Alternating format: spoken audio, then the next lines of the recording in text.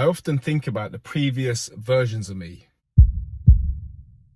you know, from when I was a kid through the teenage years, my young adult years. I mean, I'm only 33 next week, so I'm not an old man or anything yet, even though my daughters call me an old man because they saw I've got some grey hairs coming through and they started yanking them out the other day.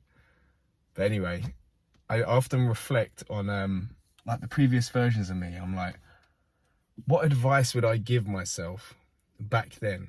There's two things that I think about when I reflect on the, you know, on the past and my old character traits and the as I said, the previous versions of me. There's one thing is, what advice would I give myself back then from the perspective I have now? And another thing that it leads me on to thinking about is when I am older, like 10 years from now, or when I'm, you know, 80, 90 years old, if I'm lucky to live that long, what kind of advice would I give myself now at this point right now? And one of the main things, hopefully this is going to help you a little bit, and maybe inspire you to reflect and contemplate this sort of stuff. But the main thing that I kind of like consistently, the advice that I would give my younger self is to prioritize feeling good. And now that line there, you hear it a lot, and it is, I think it's often misconstrued, and I think I didn't really understand what that meant. Well, I understood what it meant, but I saw it kind of, I misconstrued it. I didn't get it. I didn't get it.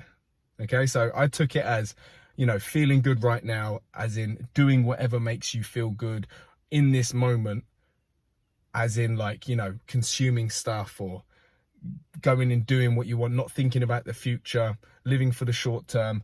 Get yourself feeling as good as possible in this exact present moment right now. And it's kind of it's a completely backwards way of doing it. So let me try to articulate this better, because as I said, it's very easy to get misconstrued. So the main thing is delayed gratification. Yeah, it's not about feeling as good as possible in this exact moment right now, because if that was the goal, you would just take heroin, yeah, or, you know, you'd take some drug that would make you feel euphoria if it was the goal to make you feel as good as possible right now. The way to approach it that I've found is useful for myself is to look over the long haul. So say, for instance, this is an analogy that I use a lot with clients when we talk about this, is imagine if you were to write down every hour on the hour a score out of 100 for how good you feel, your general overall well-being. You know, if you put together all different areas, all different segments of your life, and had to give an overall score of how happy you are with your life, what would that average score be over a period of a month, for instance? And what we're trying to do is improve that average score. Does that make sense? Rather than trying to get yourself feeling as good as possible in this exact moment. So you've really got to think about the habits, the things that you do, the people you spend time with, and you've got to think about, what do I need to do? What do I need to shift? What do I need to change in order for that average score to go up? And often it's simple stuff. It's people you need to stop spending time with. It's certain substances or foods or activities that you need to stop engaging in. Sometimes it's so simple. Like sometimes people have such an aversion towards doing the simple, hard stuff, which will in the long term you'll reap the rewards from doing so. Like the amount of people that really just despise the thought of stopping watching telly, for instance, you know. Whereas if you stop the 3 hours of telly, 4 hours of telly a day, that would give you a couple of hours of extra sleep and free up some time for you to work out, and overall would make you feel a hell of a lot better. So that's the advice I'd give my younger self, is really focus on the overall delayed gratification. How can I make my life better, and how can I feel good overall over the long haul?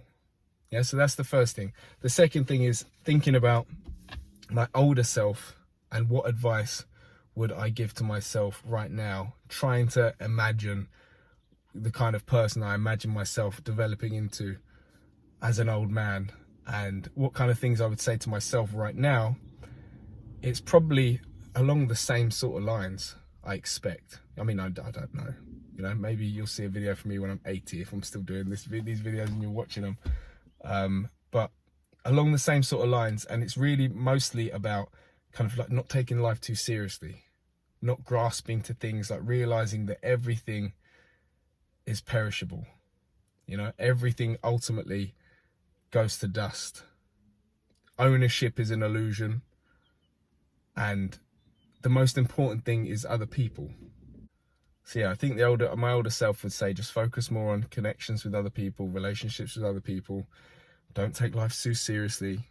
You know, don't stress. Ultimately, focus on feeling good, enjoy everything, have fun, connect with people, spend more time with people.